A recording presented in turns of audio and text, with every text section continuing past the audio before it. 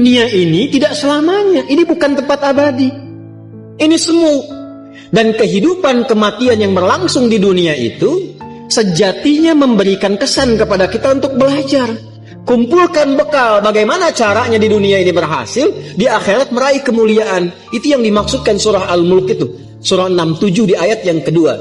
Huwallazi khalaqal mauta wal hayata liyabluwakum ayyukum ahsanu amala. Ahsanu itu isim tafdil.